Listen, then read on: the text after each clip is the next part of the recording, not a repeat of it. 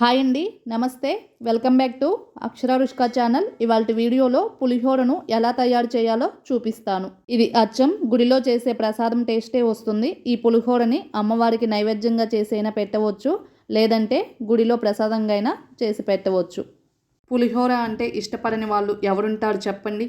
దీని ప్రాసెస్ ఏంటో చూసేద్దాం. ముందుగా ఒక ప్రెషర్ కుక్కర్ను తీసుకోవాలి.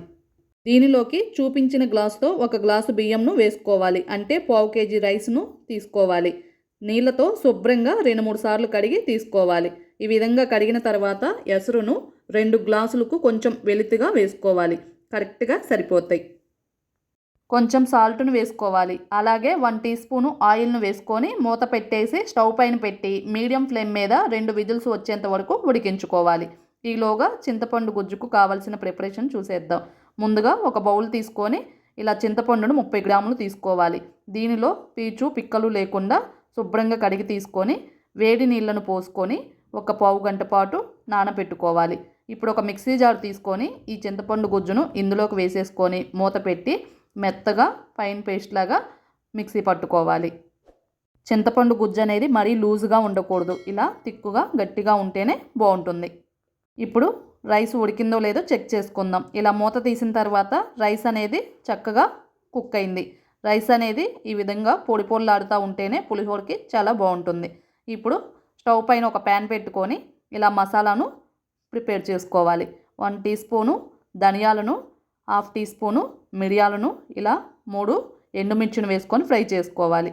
అవి కొంచెం ఫ్రై అయిన తర్వాత 1/2 టీ స్పూను ఆవాలను, పావు టీ స్పూన్ మెంతులను, 2 టీ స్పూన్స్ నువ్వులను వేసుకొని ఇలా ఈ విధంగా చిటపటలాడేంత వరకు ఫ్రై చేసుకోవాలి.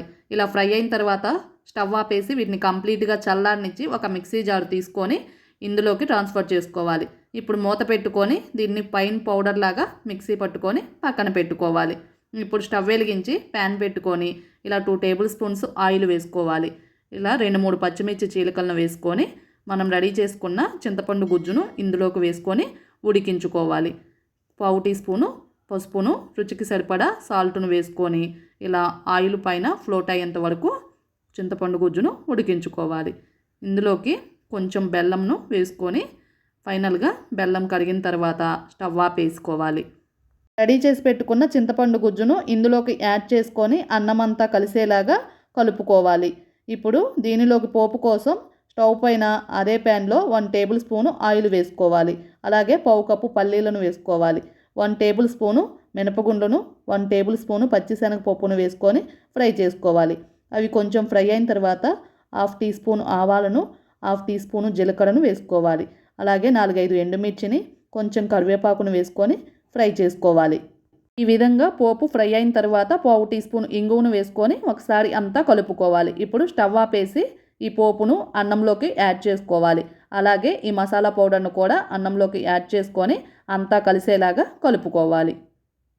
ఇప్పుడు దీన్ని ఒక సర్వింగ్ బౌల్లోకి సర్వ్ చేసుకోవడమే.